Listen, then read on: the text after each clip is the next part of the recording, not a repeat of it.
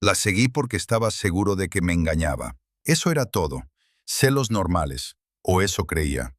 Esa noche entró a una funeraria. Sola. Sin llorar. Me acerqué a la ventana y escuché cada palabra. Estaba eligiendo flores. Música. El ataúd. Para mí. Y entonces el hombre le preguntó algo. ¿Trajo las fotos que le pedí? Ella sacó un sobre. Él las revisó una por una, en silencio. Yo me congelé, porque en esas fotos estaba yo, dormido, en mi cama, tomadas anoche.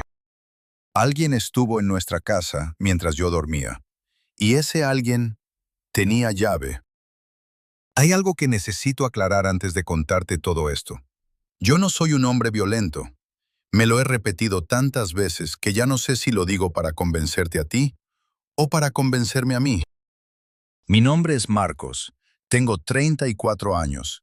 Trabajo en diseño gráfico desde casa, lo que significa que paso la mayor parte del día encerrado entre cuatro paredes, con una pantalla enfrente y demasiado tiempo para pensar. Llevo 3 años con Valeria. 3 años, 2 meses y unos días que ya no quiero contar. Al principio éramos esa clase de pareja que molesta a los demás, de las que se ríen de chistes internos en la mesa de un restaurante, de las que terminan las frases del otro. No éramos perfectos, pero éramos nosotros, y eso me parecía suficiente. Tuvimos peleas, claro, las parejas pelean, pero eran peleas normales, de las que terminan con alguien pidiendo perdón y los dos viendo una película en el sofá como si nada. Nada que me preocupara, nada que no pudiera resolver. Me pregunto cuándo dejé de ver la diferencia. Todo cambió hace aproximadamente 4 meses. Antes de contarte cómo, necesito que sepas quién era Valeria. Valeria tiene 29 años y una manera de reírse que te hace querer contarle cosas graciosas todo el día. Es enfermera. Trabaja en el turno de tarde 3 veces por semana y el resto del tiempo estudia un máster online que nunca termina de terminar. Siempre tiene algo entre manos. Siempre tiene un proyecto, una idea, una lista de cosas pendientes pegada en la nevera con imanes de sitios que nunca hemos visitado, pero que algún día íbamos a visitar. Era la persona más presente que he conocido. Cuando te hablaba, te miraba. De verdad, no como hace la gente que está pensando en otra cosa mientras asiente. Ella te miraba como si lo que estabas diciendo fuera lo único importante en ese momento. En algún punto de estos 4 meses, dejó de hacer eso. Y yo tardé demasiado en notar cuándo exactamente había ocurrido. También dejé su antiguo piso a una amiga cuando nos mudamos juntos. A veces lo mencionaba, sin nostalgia. Yo nunca pensé en eso después.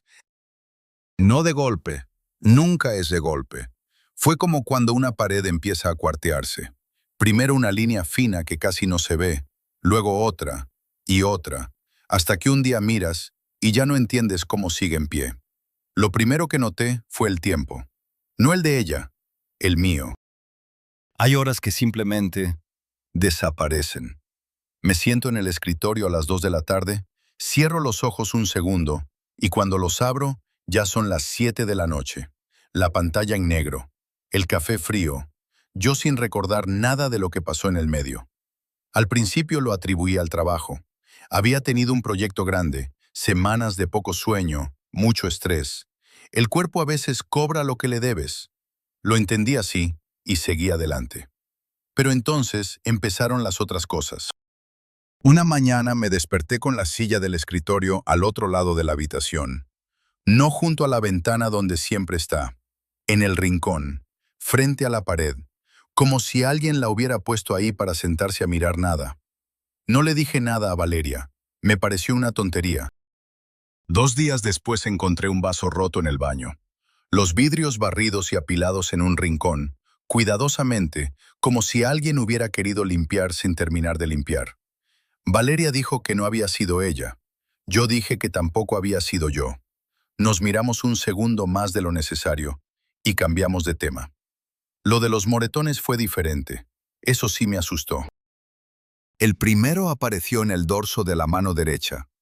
Grande, verde amarillento, de esos que ya llevan varios días. Lo vi mientras me lavaba los dientes y tuve que inclinarme hacia el espejo para asegurarme de que era real. No recordaba haberme golpeado. No recordaba nada. Le dije a Valeria que debía haberme dado contra algo mientras dormía. Ella asintió. No preguntó más. En ese momento me pareció normal que no preguntara más. Ahora me doy cuenta de que fue la primera vez que la vi con esa expresión. Esa mezcla rara entre alivio y algo más oscuro que no supe nombrar entonces. El segundo moretón apareció 3 semanas después, este en el antebrazo izquierdo. 5 marcas pequeñas, casi perfectas, del tamaño de los dedos de una mano. Como si alguien me hubiera agarrado fuerte, o como si yo hubiera agarrado fuerte a alguien. No sé cuál de las dos opciones me daba más miedo. Déjame contarte cómo era Valeria antes de todo esto, porque si no lo sabes, lo que viene después no tiene el peso que debería tener. Valeria tiene 29 años y una manera de reírse que te hace querer contarle cosas graciosas todo el día. Es enfermera, trabaja en el turno de tarde 3 veces por semana y el resto del tiempo estudia un máster online que nunca termina de terminar.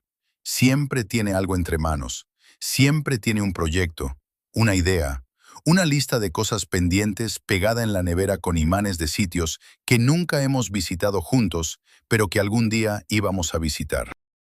Era la persona más presente que he conocido. Cuando te hablaba, te miraba. De verdad. No como hace la gente que está pensando en otra cosa mientras asiente. Ella te miraba como si lo que estabas diciendo fuera lo único importante en ese momento. En algún punto de estos 4 meses dejó de hacer eso. Y yo tardé demasiado en notar cuándo exactamente había ocurrido. Cuando nos mudamos juntos, ella dejó su antiguo piso a una amiga. A veces lo mencionaba, sin nostalgia. Yo nunca pensé en eso después.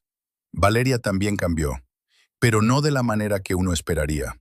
No cambió de la manera en que uno esperaría que cambiara alguien que te está engañando. No se vistió diferente, no llegó tarde con excusas raras, no escondió el teléfono. Cambió de otra manera. Más silenciosa, más ordenada, como si de repente cada cosa que hacía fuera calculada. Se movía por la casa con una precisión que antes no tenía. Cerraba las puertas con cuidado. Hablaba menos. Y cuando hablaba, elegía cada palabra. Lo que más me inquietaba era cómo me miraba cuando creía que yo no la estaba viendo. No con amor, no con rencor tampoco, con distancia, como quien observa algo desde el otro lado de un cristal. Una noche la pillé haciéndolo. Yo estaba en el sofá fingiendo leer, y ella estaba de pie en el pasillo mirándome. Cuando la miré de vuelta, sonrió. Una sonrisa normal, perfecta, demasiado perfecta. Fue en esa época cuando empecé a revisar cosas. No el teléfono, eso vino después. Primero fue la chaqueta. La revisé porque necesitaba las llaves y no las encontraba en su sitio. Metí la mano en el bolsillo y saqué un recibo de gasolina. De una estación que está a 40 minutos de casa, en dirección contraria al trabajo de Valeria. Fechado un martes. El martes anterior. El martes en que ella me dijo que había ido al gimnasio y había vuelto tarde porque había tráfico. Guardé el recibo. No dije nada. Esa noche no pude dormir. Me quedé mirando el techo pensando en rutas, en horarios, en explicaciones posibles. El cerebro hace eso cuando no quiere aceptar lo evidente. Busca salidas. Construye teorías alternativas. Se aferra a cualquier cosa que no sea la verdad. Al final me dormí, y cuando me desperté, eran las 11 de la mañana y tenía tierra en las suelas de los zapatos. Los zapatos que había dejado junto a la puerta la noche anterior. Limpios. Esa semana perdí 2 noches completas. No de golpe. Una aquí, una allá. Me dormía con Valeria en la cama y me despertaba en el escritorio, o en el pasillo, o una vez directamente en el suelo del baño con la mejilla pegada al azulejo frío. La segunda vez que me pasó en el baño, encontré el grifo abierto, el agua fría corriendo, y la toalla tirada en el suelo, mojada, como si alguien la hubiera usado para limpiarse algo rápido. No había nada que limpiar, que yo recordara. Me quedé mirando esa toalla más tiempo del que debería haber necesitado para procesarla. Valeria no decía nada. Eso también era raro. Una persona normal preguntaría, Una persona normal se preocuparía. Ella me preparaba café y miraba por la ventana. Empecé a tomar notas, pequeñas, en el teléfono. Escribía la hora antes de dormirme, la hora cuando me despertaba, lo que recordaba.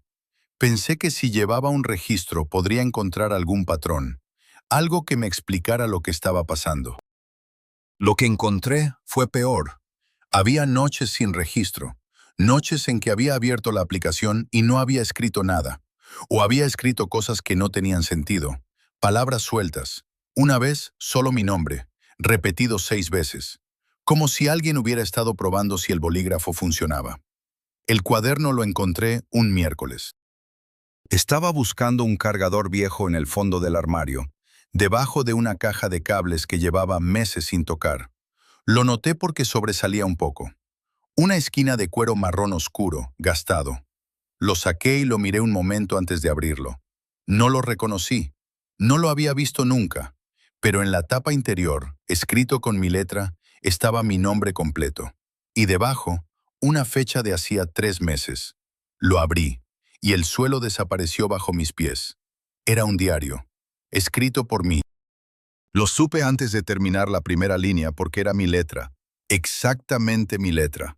Esa forma particular que tengo de hacer la G, casi sin curva. Esa S que siempre me sale torcida hacia la izquierda. Inconfundible. Pero no recordaba haber comprado ese cuaderno. No recordaba haberlo abierto. No recordaba ninguna de las cosas que estaba leyendo. La primera entrada decía: hoy volví a perder horas. Me desperté en el pasillo sin saber cómo llegué ahí. Valeria estaba en la cocina. Cuando entré, se apartó. No mucho, solo un paso, pero lo suficiente para que yo me diera cuenta. Pasé la página. Encontré el espejo del baño roto esta mañana. Ella dijo que se cayó solo. Yo no dije nada, pero había sangre en el borde. Poca, casi nada, y no era de ella. Pasé otra. Hoy la empujé contra la pared. Me detuve.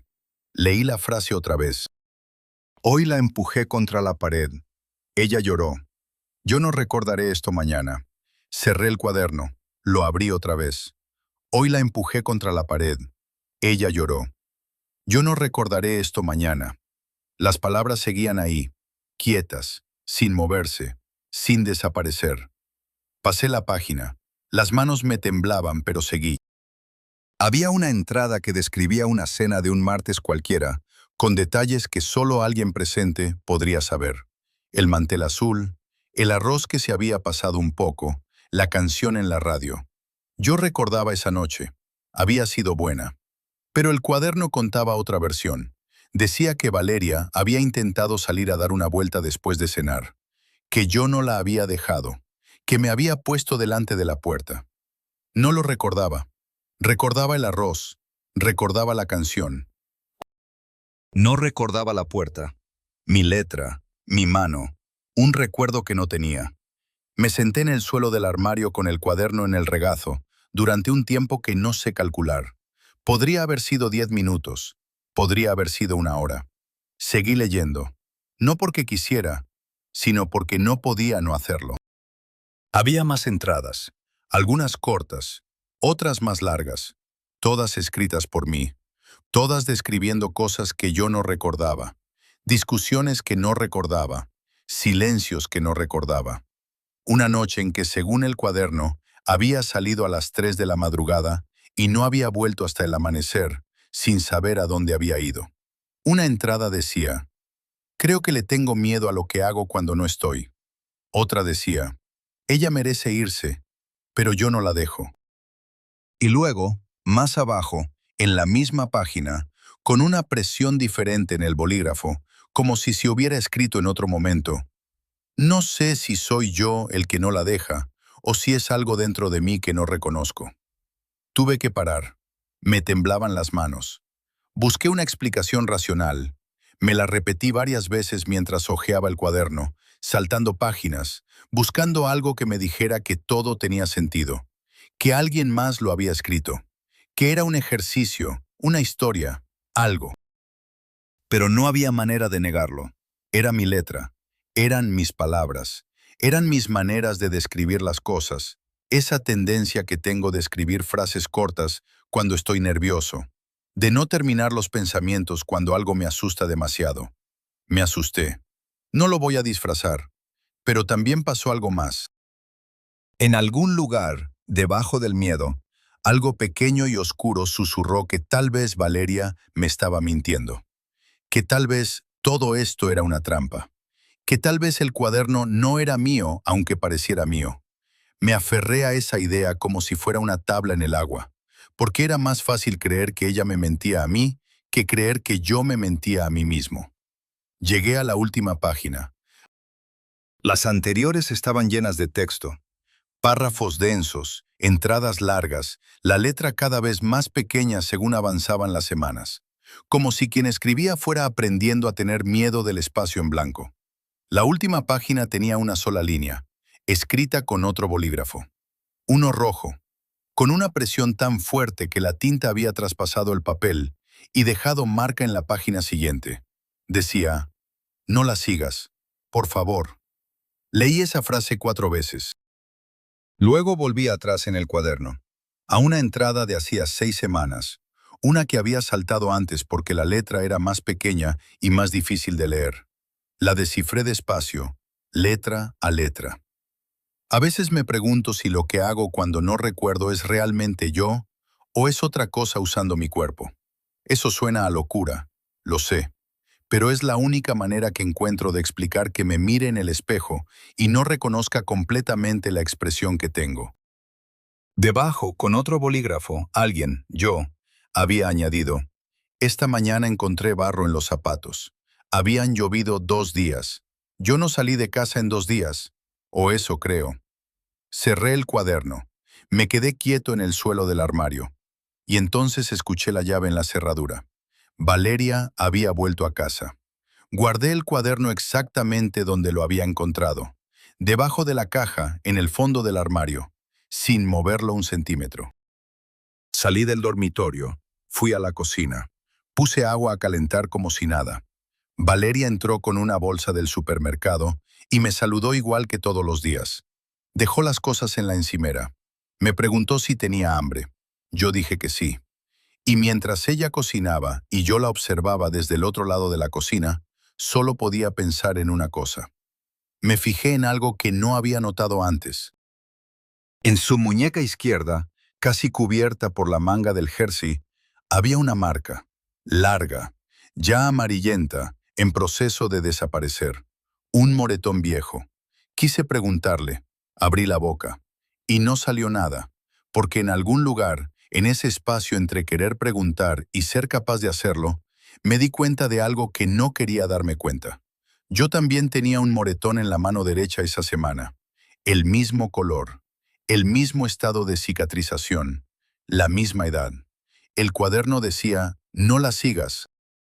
Lo había escrito yo, en algún momento que no recordaba, con suficiente urgencia para apretar el bolígrafo hasta casi romper el papel. Una parte de mí lo sabía, una parte de mí había querido avisarme, y aún así, 3 días después, cuando Valeria salió de noche sin decirme a dónde iba, la seguí. El viernes por la tarde Valeria dijo que tenía que salir.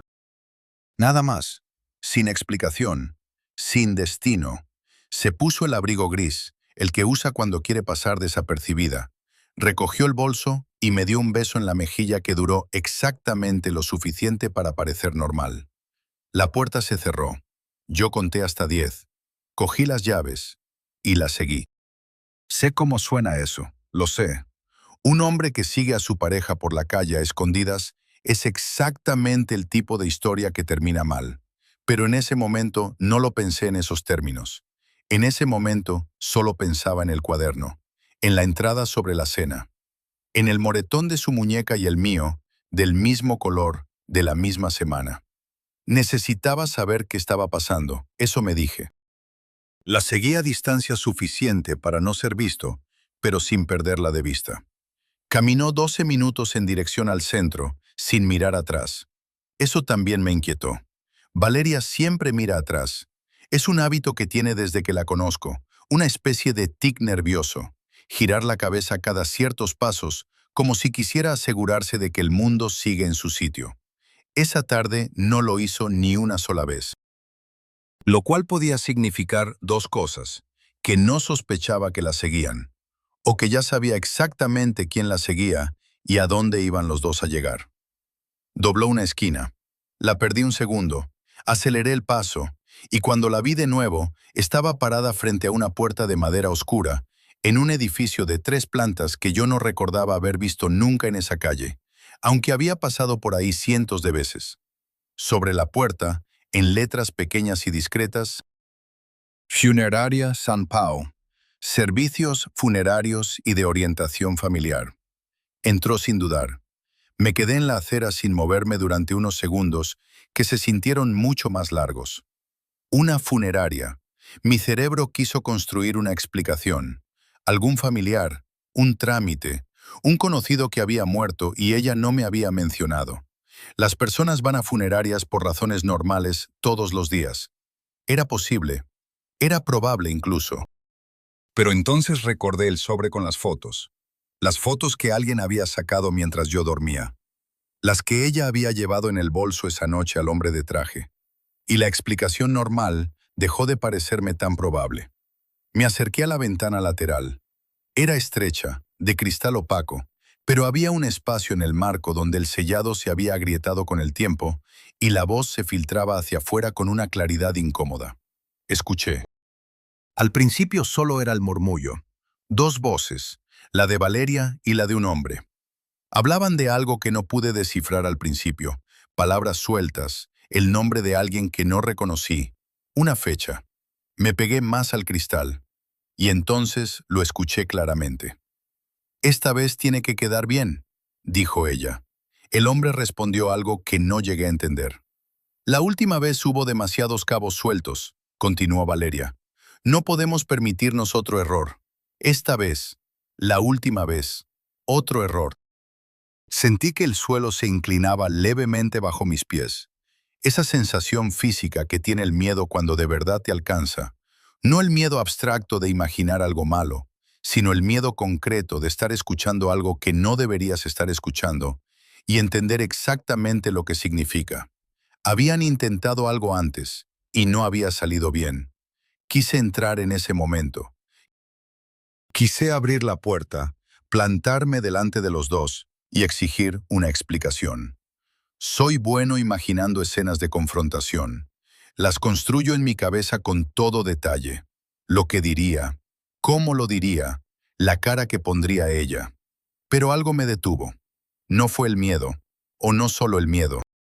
Fue algo más pequeño y más específico. Un detalle que mi cerebro registró antes de que yo pudiera procesarlo conscientemente. Junto a la puerta principal de la funeraria, en una placa de metal pequeña que casi se confundía con la pared, había un texto adicional bajo el nombre del establecimiento. Servicios de orientación para familias en crisis. Atención confidencial. Sin cita previa. Lo leí 2 veces y guardé ese dato en algún lugar sin saber todavía por qué me parecía importante. Me alejé de la ventana. Necesitaba pensar. Necesitaba espacio. Necesitaba dejar de escuchar esa voz de Valeria diciendo, «Esta vez tiene que quedar bien», en un tono que no le había escuchado nunca. Frío, preciso, sin ninguna de las dudas que acompañan a las personas cuando hacen algo por primera vez. Entré en el local de al lado. Una farmacia pequeña, de esas que quedan del barrio de antes, con los estantes hasta el techo y una señora mayor detrás del mostrador que me miró como si supiera que no había venido a comprar nada. Le pedí un vaso de agua. Me lo dio sin preguntar, y mientras bebía, vi la cámara. Era una cámara de seguridad exterior, de las que instalan sobre el marco de la puerta apuntando hacia la acera. Anticuada, pero con un ángulo amplio que llegaba hasta la entrada del edificio de al lado. No sé qué me hizo preguntarle. Tal vez el cuaderno, tal vez los zapatos con barro, tal vez la toalla mojada del baño que seguía sin explicación. Le pregunté a la señora si podría ver las imágenes de la noche anterior. Me miró fijo durante 3 o 4 segundos. ¿Tiene algún problema?, preguntó. Solo necesito comprobar una cosa, dije. No sé qué vio en mi cara, pero asintió y me señaló una puerta pequeña al fondo. El sistema de grabación era viejo. Una pantalla dividida en 4 cuadrantes, un disco duro externo, un ratón con el doble clic roto. Me llevó varios minutos encontrar las imágenes de la noche anterior y navegar hasta la hora que quería, las 2 de la madrugada. No había ninguna razón concreta para elegir esa hora, solo que era la hora a la que aparecían los mensajes sin contexto en mi teléfono. La hora a la que, según el cuaderno, a veces salía sin recordarlo. Puse la grabación. Y ahí estaba, en el cuadrante inferior izquierdo, el que capturaba la acera exterior a través del escaparate, había una figura. Un hombre, de pie frente al edificio de enfrente, parado, quieto, mirando hacia arriba, hacia las ventanas del segundo piso. Lo supe antes de acercarme a la pantalla. Lo supe de esa manera en que a veces sabes cosas antes de poder demostrarlas, con el estómago en lugar de con los ojos. Pero me acerqué igualmente, y lo confirmé. Era yo. Yo, de pie en la acera, a las 2 de la mañana, de pie frente a la puerta del edificio contiguo a la funeraria, el que según el número de la fachada, era el edificio donde Valeria había vivido antes de mudarse conmigo, su antiguo apartamento, el que había dejado cuando empezamos a vivir juntos y que, según me había dicho, seguía alquilado a nombre de una amiga. No lo recordaba. No recordaba haber ido ahí. No recordaba haberme despertado. No recordaba haber salido a la calle, haber cruzado el barrio, haber parado frente a ese edificio. Pero estaba en la grabación, con la misma ropa que había dejado en la silla del dormitorio antes de acostarme. Me quedé mirando la pantalla durante más tiempo del que era razonable. En el vídeo, yo permanecía inmóvil durante varios minutos. Luego sacaba el teléfono. Lo miraba, lo guardaba y seguía mirando las ventanas. 23 minutos en total. Lo cronometré. 23 minutos de pie en una acera, a las 2 de la madrugada, mirando las ventanas del apartamento de mi novia, sin recordarlo. Salí de la trastienda de la farmacia. Le di las gracias a la señora. Ella me miró de la misma manera en que me había mirado Valeria últimamente. Con distancia, con cautela, como quien observa algo que puede explotar. Salí a la calle. Me quedé parado en la acera durante unos segundos, respirando el aire del barrio como si eso fuera a aclarar algo. Luego saqué el teléfono. Había algo que necesitaba comprobar y que por alguna razón había estado evitando. Tal vez porque en el fondo ya sabía lo que iba a encontrar y no quería encontrarlo. Abrí el registro de llamadas. Busqué el número de Valeria. La última llamada era de hacía 3 días, normal, recordada, pero debajo había otra, y otra, y otra. Empecé a contar. 16 llamadas en los últimos 12 días. Todas desde mi número al suyo. Todas entre las 12 de la noche y las 4 de la mañana. No recordaba ninguna. Abrí los detalles de cada una. La mayoría habían durado menos de un minuto. Algunas menos de 10 segundos. Probablemente cortes al buzón de voz. Pero 3 de ellas habían durado entre 4 y 7 minutos. 7 minutos de conversación con Valeria a las 3 de la mañana. No tenía ningún recuerdo de esas conversaciones. Me senté en el bordillo de la acera sin ser consciente de haberme sentado. La gente pasaba a mi lado. Un niño con una bicicleta. Una pareja discutiendo en voz baja. Un perro que se paró un momento a olisquearme el zapato antes de seguir su camino. Yo miraba la pantalla del teléfono. 16 llamadas. 16 noches que no recordaba. Seguí bajando en el historial. El cerebro a veces tiene un instinto de conservación que le hace parar antes de llegar hasta el fondo de algo. Como cuando estás al borde de un tejado y el cuerpo se niega a asomarse más aunque la cabeza lo pida. Ese instinto me falló. Seguí bajando. Las llamadas no empezaban hace 12 días, empezaban hace 4 meses. 4 meses de llamadas nocturnas al número de Valeria, con una frecuencia que fue aumentando con el tiempo. Al principio 1 o 2 por semana, luego cada 2 días. En las últimas semanas prácticamente cada noche. Calculé a ojo, más de 80 llamadas. 80 llamadas nocturnas de las que no guardaba ningún recuerdo. Me pregunté qué le habría dicho en esas llamadas. Me pregunté qué clase de cosas dice una persona cuando llama a su pareja a las 3 de la madrugada sin ser consciente de hacerlo. Me pregunté si era siempre la misma voz, el mismo tono, o si había diferencias que Valeria habría aprendido a identificar con el tiempo. Me pregunté si ella cogía el teléfono, y entonces caí en algo. En el historial de llamadas, las de las últimas 2 semanas aparecían como no contestadas. Las de antes, no. Antes, ella cogía. Algo había cambiado hace 2 semanas que había hecho que Valeria dejara de contestar mis llamadas de las 3 de la mañana. Y yo no sabía qué era. Me levanté del bordillo, caminé sin rumbo durante unos minutos, intentando ordenar los pensamientos en algo que tuviera una forma reconocible. No lo conseguí. Lo que sí conseguí fue volver a la funeraria. No porque tuviera un plan, no porque hubiera decidido nada, sino porque mis pies me llevaron ahí, mientras mi cabeza seguía dando vueltas a las 80 llamadas y los 23 minutos en la acera y las 2 entradas del cuaderno que describían cosas que yo no recordaba haber hecho. Me paré frente al edificio. Volví a leer el cartel. Servicios de orientación para familias en crisis. Atención confidencial, sin cita previa. Y entonces entendí por qué Valeria había elegido ese lugar. No por el servicio funerario, por la segunda parte. Una funeraria es el único sitio donde nadie pregunta por qué estás ahí con cara de haber llorado. Es el único sitio donde la gente entra y sale y nadie cruza miradas en el ascensor, porque todos asumen que cada quien carga con su propio muerto. Es discreto por naturaleza, neutro, blindado contra la curiosidad ajena. Si necesitaras reunirte con alguien sin que nadie lo supiera, sin que nadie preguntara, sin que nadie pudiera reconstruir después quién había estado ahí y por qué, una funeraria sería un lugar casi perfecto. Valeria no había elegido ese sitio por casualidad. Lo había elegido porque sabía que yo no la seguiría hasta ahí, o al menos eso había calculado. Se me ocurrió entonces una idea que no debería haberme reconfortado, pero que me reconfortó igualmente. Tal vez todo tenía una explicación que yo todavía no veía. Las llamadas, el cuaderno, los moretones, mi figura en la grabación. Tal vez había una versión de esta historia en la que yo era el protagonista equivocado, en la que alguien más estaba moviendo las piezas y yo solo veía el tablero desde el ángulo incorrecto. Me aferré a esa posibilidad. La sostuve con las 2 manos, igual que había sostenido el cuaderno en el armario.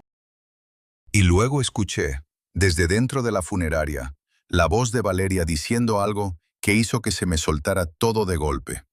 Había vuelto a acercarme a la ventana lateral sin darme cuenta, y esta vez escuché con más claridad, porque la conversación había subido de tono o porque mi capacidad de oír lo que no quería oír había aumentado en los últimos minutos. «No puedo esperar más», dijo Valeria. El hombre respondió, «Lo entiendo, pero tiene que ser limpio, sin margen para la duda. Y si aparece antes, silencio». «Ya lo ha hecho antes», dijo el hombre. «Siempre termina encontrando el camino». Valeria tardó en responder. Cuando lo hizo, su voz tenía una calidad diferente, más baja, más cansada. «Lo sé», dijo. «Por eso necesito que esta vez sea definitivo. Definitivo». Esa palabra se quedó flotando en el aire de la calle como si tuviera peso propio. Lo que sentí en ese momento no fue miedo. Fue algo más primitivo que el miedo. Algo que no tengo un nombre preciso para llamarlo. Esa reacción física que tiene el cuerpo cuando detecta una amenaza real antes de que la mente pueda procesarla. El corazón acelerándose, las manos cerrándose en puños solos, la mandíbula apretándose sin que yo lo ordenara. Ira, no la ira que había sentido otras veces en mi vida. Discusiones, malos entendidos, frustraciones normales de persona adulta. Esto era diferente. Esto era vertical, limpio, como una línea recta que va desde el estómago hasta la garganta y no deja espacio para pensar en nada más. Me aparté de la ventana. Respiré. 1, 2, 3. El cuaderno, las llamadas, la grabación. Intenté poner todos esos datos en orden, construir una narrativa que tuviera sentido. Pero cada vez que lo intentaba, la ira lo interrumpía. Empujaba los pensamientos fuera del camino como si no fueran relevantes. Definitivo. Había 3 años de historia detrás de esa puerta. 3 años de despertarme con alguien al lado, de saber cómo le gusta el café, de conocer el nombre de su madre, de sus miedos, de la canción que le da vergüenza que le guste. Y dentro de esa funeraria, esa persona estaba planificando algo que implicaba las palabras definitivo, sin margen de error, y tiene que quedar limpio. ¿Qué clase de persona hace eso? ¿Qué clase de persona lleva semanas planeando esto, mientras te da un beso en la mejilla por las mañanas y te pregunta si tienes hambre por las noches? El problema era que yo ya no podía confiar del todo en mis propias respuestas. Eso es lo que los datos de las últimas horas habían hecho. Habían minado mi capacidad de creer en mis propias certezas. Porque un hombre que pasa 23 minutos de pie en una acera a las 2 de la mañana sin recordarlo, no puede estar completamente seguro de que su versión de las cosas es la correcta. Un hombre que hace 80 llamadas nocturnas sin recordar ninguna, no puede fiarse del todo de su propia indignación.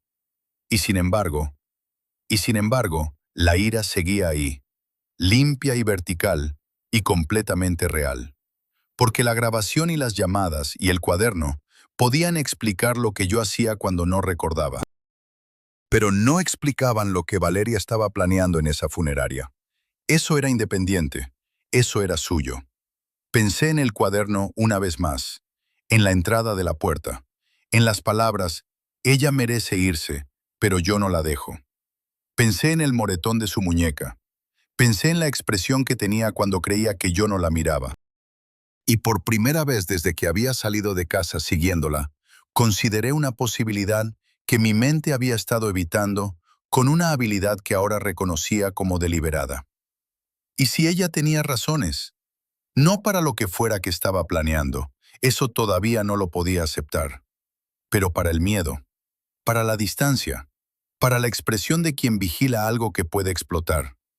¿Y si los moretones, el cuaderno, las llamadas nocturnas, los 23 minutos en la acera, y si todo eso tenía una dirección que yo estaba leyendo al revés? La pregunta entró y se quedó. No la pude echar fuera. Ahí fue cuando me empezaron a temblar las manos. No de miedo, o no solo de miedo, de algo más parecido al vértigo. Esa sensación cuando el suelo que creía sólido da una señal de que no lo es tanto. Me miré las manos. El moretón del dorso derecho, ya casi amarillo, casi desaparecido. 5 marcas pequeñas en el antebrazo izquierdo, del tamaño de los dedos de una mano. Como si alguien me hubiera agarrado fuerte, o como si yo hubiera agarrado fuerte a alguien. Seguía sin saber cuál de las dos opciones era la correcta. Y de repente eso me pareció el problema más importante del mundo. Me quedé en la acera frente a la funeraria durante un tiempo que no supe calcular. La gente pasaba. El barrio hacía sus ruidos de tarde de viernes. Alguien estaba friendo algo en un piso alto y el olor bajaba hasta la calle mezclado con el escape de un autobús. Normal. Todo absolutamente normal. Menos yo, de pie frente a una funeraria, con 80 llamadas que no recordaba y un cuaderno que yo mismo había escrito para avisarme de algo que yo mismo había ignorado. Entré. No porque hubiera decidido entrar, no porque tuviera un plan o una estrategia o alguna idea de qué iba a decir. Entré porque la alternativa era quedarme en la acera para siempre.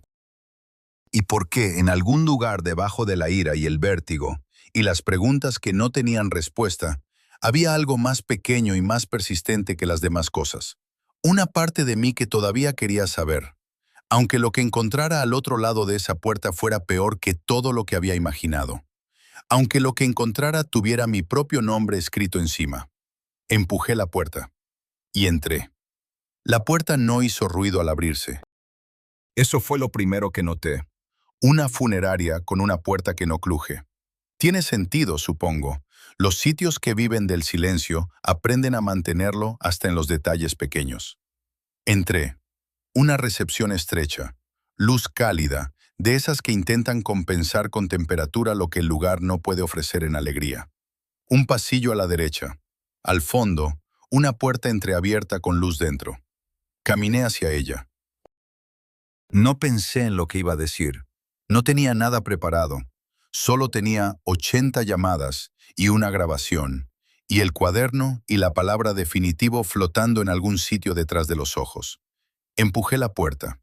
Valeria estaba de pie junto a una mesa alargada, con el abrigo todavía puesto. Frente a ella, un hombre de unos 50 años, pelo gris, traje oscuro. Entre los dos, una carpeta abierta y un ordenador portátil. Los dos me miraron al mismo tiempo. Valeria no se sobresaltó. Eso fue lo que más me golpeó. No el lugar, no el hombre, no la carpeta. Que Valeria me viera entrar por esa puerta y no se sobresaltara ni un milímetro. Como si lo hubiera estado esperando, como si la sorpresa fuera yo no apareciendo, no yo apareciendo. El hombre cerró la carpeta con calma. Valeria dijo, «Ya van 5 veces». Lo repitió una vez más, en voz baja, casi para sí misma. 5 veces, Marcos. No entendí de inmediato. O sí entendí, pero algo en mí se negó a procesar las palabras en su significado completo, y las dejó flotar ahí, sueltas, esperando que yo les encontrara otro sentido. ¿Qué significa 5 veces? Escuché mi propia voz preguntarlo. Valeria me miró. Esa mirada que ya conocía, la del cristal, la distancia, pero debajo había algo nuevo, algo que no había visto nunca o que no había sabido leer cuando estaba. Agotamiento. No el agotamiento de un día largo, el agotamiento de quien lleva demasiado tiempo sosteniendo algo muy pesado y ya no tiene claro por qué sigue sosteniéndolo. Significa, dijo, que esta es la 5ª vez que entras por esa puerta siguiéndome, la 5ª vez que tenemos esta conversación, y que las 4 anteriores no recuerdas ninguna. El hombre del traje intervino antes de que yo pudiera responder. Se presentó. Su nombre era el doctor Ferrer, psiquiatra. No trabajaba para la funeraria. La funeraria tenía un espacio que él utilizaba para sesiones de crisis porque, según explicó con una calma profesional que me resultó difícil de sostener, los pacientes que huían de situaciones de violencia doméstica a veces necesitaban un lugar neutral donde el agresor no buscara. Esa palabra, agresor, la escuché y algo dentro de mí quiso protestar, construir argumentos, pero el doctor ya había abierto el ordenador y estaba girando la pantalla hacia mí. 5 archivos, mismo nombre, Marcos Aldana Ríos, mismo número de expediente, fechas distintas, la primera hace 4 meses, la última hace 7 días. Llevas 4 meses viniendo aquí, dijo el doctor Ferrer, a veces solo, a veces porque Valeria conseguía traerte, siempre porque algo en ti sabía que necesitaba parar. Miré los archivos, miré la fecha más reciente. Hace 7 días. Hace 7 días yo había estado sentado en esa misma habitación, frente a ese mismo hombre, sin recordarlo. No lo recuerdo, dije, y sonó exactamente tan insuficiente como era. Lo sé, dijo el doctor. Es parte del cuadro clínico. Los episodios disociativos severos borran no solo el evento en sí, sino también el contexto inmediato. La sesión de la semana pasada duró 90 minutos. Me contaste cosas que ahora no recuerdas haberme contado. Quise preguntarle qué cosas. No pude formular la pregunta. También firmaste algo, añadió. Pero eso vino después. Primero hubo otras cosas que entender. Me senté sin que nadie me invitara a hacerlo. Las piernas tomaron la decisión por mí. Valeria seguía de pie. No se sentó en ningún momento de lo que vino después. Lo noté.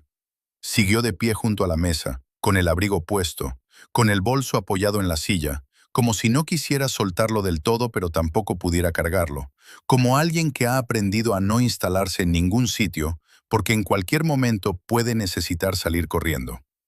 Aprendido. Esa es la palabra. Alguien le había enseñado a estar siempre lista para salir, y ese alguien tenía mi cara. El doctor Ferrer abrió la carpeta que había cerrado cuando entré. Necesito mostrarte algo, dijo, y necesito que lo veas hasta el final antes de decir nada. Asintí. No porque estuviera de acuerdo, porque no tenía otra cosa que hacer. Sacó una hoja. Un registro de incidentes, con fechas y descripciones breves. La letra del doctor. Ordenada, clínica, sin adjetivos innecesarios. Lo leí. Tardé mucho en leerlo porque tuve que releer cada línea 2 o 3 veces para que los ojos dejaran de saltar hacia otro sitio. 12 incidentes en 4 meses.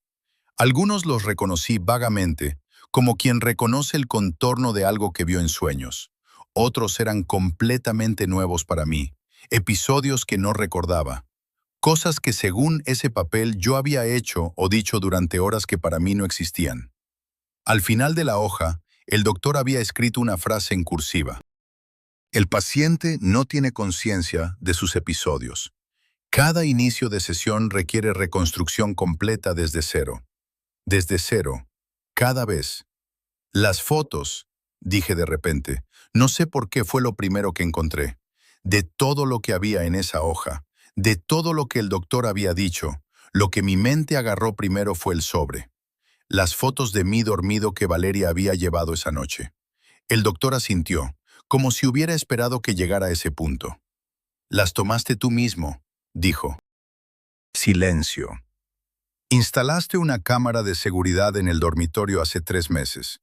Una cámara con detección de movimiento y grabación automática. Hizo una pausa. Lo hiciste durante una de tus sesiones de lucidez. Cuando eres consciente de lo que está pasando, intentas documentarlo. Intentas dejar pruebas para la versión de ti que no recuerda. Pensé en la grabación de la farmacia. Yo, de pie en la acera, mirando las ventanas. Pensé en el cuaderno. En el mensaje enviado desde mi propio teléfono, no la sigas, estás haciéndole daño.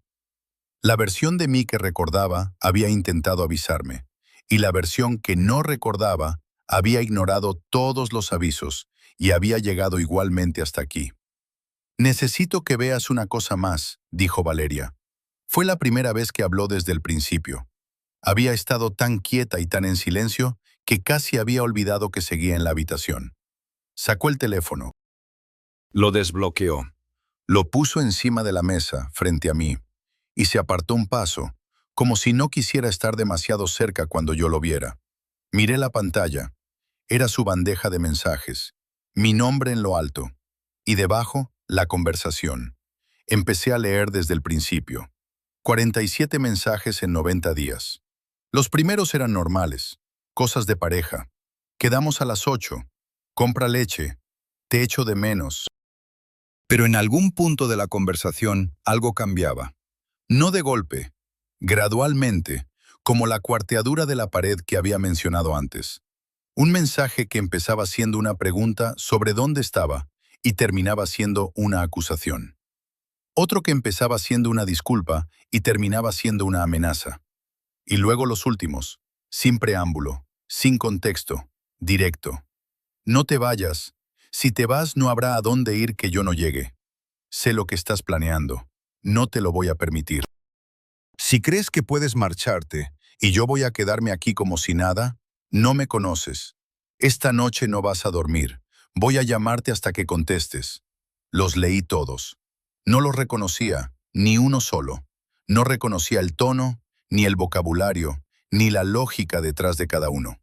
Era como leer los mensajes de un extraño que hubiera robado mi teléfono y hubiera pasado 3 meses enviando cosas en mi nombre. Pero era mi número. Eran mis palabras. Era mi voz, aunque no la reconociera. Quise decir ese «no soy yo», pero la frase no salió, porque me acordé del cuaderno, de la entrada de la cena, de la puerta bloqueada que yo no recordaba pero que había ocurrido de todas formas, de los 23 minutos en la acera que la cámara había registrado con total indiferencia. Ese también era yo, solo que era la parte de mí que existía en los huecos, en las horas perdidas, en los despertares sin contexto. No lo recuerdo, dije otra vez. Esta vez no sonó insuficiente. Esta vez sonó exactamente como lo que era. Una explicación que no cambiaba nada. Valeria lo dijo sin crueldad, sin satisfacción tampoco, con esa calma de quien ha ensayado muchas veces lo que va a decir, porque sabe que si no lo ensaya, no va a poder decirlo. Lo sé, Marcos, sé que no lo recuerdas. Eso es lo más difícil de todo esto. que no puedo estar enfadada contigo de la manera normal, que no puedo señalarte y decir, elegiste hacerme daño, porque una parte de ti genuinamente no elige. Pero también sé que la parte que no recuerda sigue siendo tú, y que el daño que hace es real, aunque tú no lo registres. Hizo una pausa. Y que yo ya no puedo seguir esperando a que la otra parte aparezca a tiempo. Metí la mano en el bolsillo del abrigo. El cuaderno seguía ahí.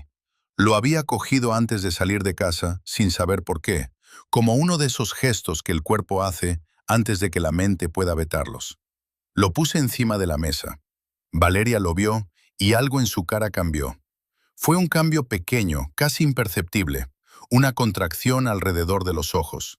El tipo de gesto que hacen las personas cuando ven algo que les produce dolor y lo reconocen antes de poder protegerse. ¿Lo encontraste?, preguntó. Estaba en el armario. Lo puse ahí yo, dijo. Después de la última sesión, tú me pediste que lo guardara en un sitio donde pudieras encontrarlo, pero donde no estuviera demasiado visible, para no asustarte si lo veías antes de tiempo. Procesé eso. La versión de mí que recordaba había planificado incluso la manera en que la versión que no recordaba iba a descubrir el cuaderno. Ábrelo por la última página, dijo Valeria. Ya la vi, respondí. Léela en voz alta. No supe por qué lo hice. Lo hice. No la sigas, por favor. Valeria cerró los ojos durante un segundo. Cuando los abrió, tenía los ojos brillantes. No llorando todavía, pero cerca. Me lo dijiste tú, dijo. La semana pasada, aquí, en esta habitación, me dijiste que esta vez ibas a intentarlo de verdad, que ibas a firmar los papeles, que ibas a dejarme ir. Una pausa. Y luego me seguiste igualmente. El doctor Ferrer abrió un cajón. Sacó una hoja y la puso sobre la mesa con el mismo gesto neutro con que había puesto todo lo demás. Sin dramatismo, sin sentencia. Era un formulario. En el encabezado, solicitud de ingreso voluntario, unidad de trastornos disociativos. Abajo, al final de una página de casillas rellenadas con la letra ordenada del doctor, había una firma. Mi firma. La reconocí igual que había reconocido la letra del cuaderno. Esa forma particular de hacer la M inicial con los dos picos desiguales. Inconfundible.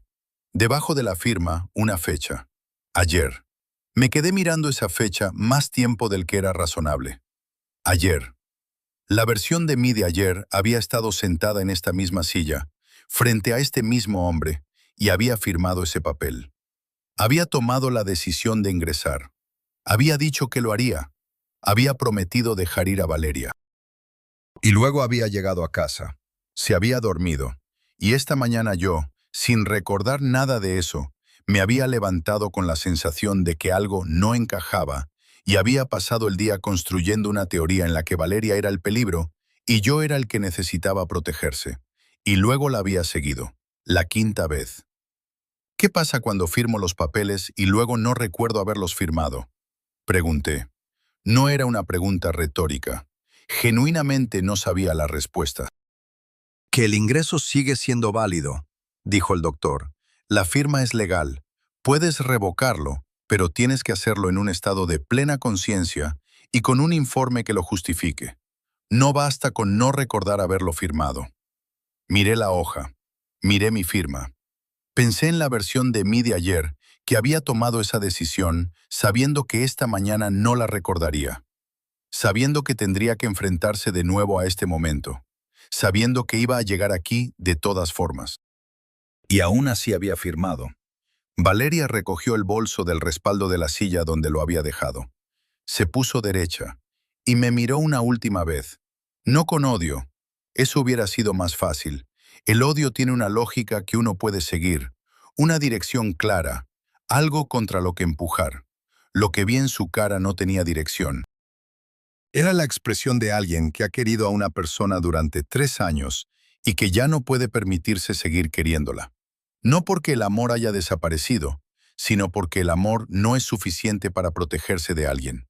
Porque a veces las dos cosas coexisten y te rompen por dentro de una manera para la que no hay nombre exacto.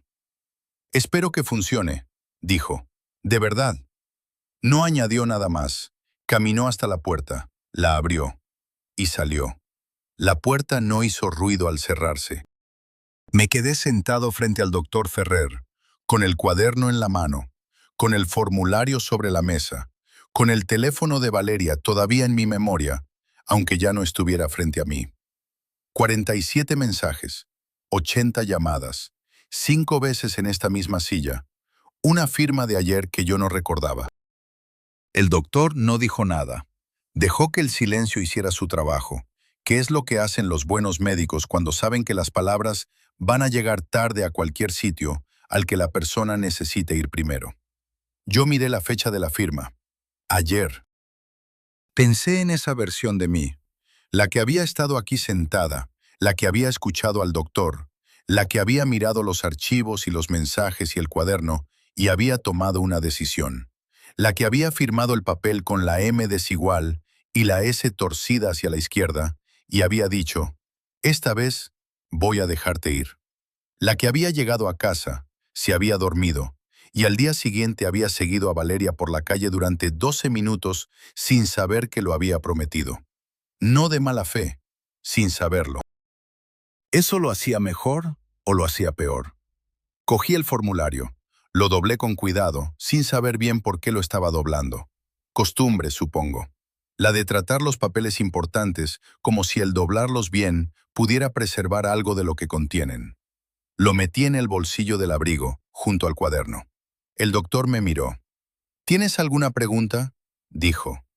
Tenía miles, no sabía por dónde empezar. No sabía si empezar tenía sentido. Al final, solo encontré una que importara. La versión de mí de ayer, dije. ¿Sabía que hoy no lo recordaría? ¿Sabía que iba a seguirla de todas formas? El doctor tardó un momento en responder. Sí, dijo. Lo sabíamos los dos. ¿Y firmó igualmente? Sí, lo dejé reposar. ¿Por qué? El doctor entrelazó las manos sobre la mesa. Porque era lo correcto, dijo, aunque no fuera suficiente. Salí de la funeraria 10 minutos después. La calle seguía igual, el barrio igual. El olor a fritanga desde algún piso alto, mezclado con el escape del autobús, igual. El mundo completamente indiferente a lo que acababa de ocurrir dentro de un edificio de 3 plantas con una puerta que no cruje. Caminé. No hacia casa, no hacia ningún sitio concreto, solo caminé. En algún momento saqué el formulario del bolsillo y lo miré otra vez. La fecha. Ayer. La versión de ayer de mí había sabido que esto iba a pasar. Había sabido que no recordaría. Había sabido que seguiría a Valeria. Había sabido que llegaría a esa habitación por 5ª vez sintiéndose traicionado, convencido de que era él el que estaba en peligro, convencido de que ella era el problema, y había firmado de todas formas. Había dejado la firma como única prueba de que en algún momento había sido capaz de ver las cosas con claridad. Me pregunté cuántas firmas más quedarían en mí. ¿Cuántas veces la versión que recordaba podría seguir dejando mensajes para la versión que no recordaba antes de que la distancia entre las dos fuera demasiado grande para cruzar?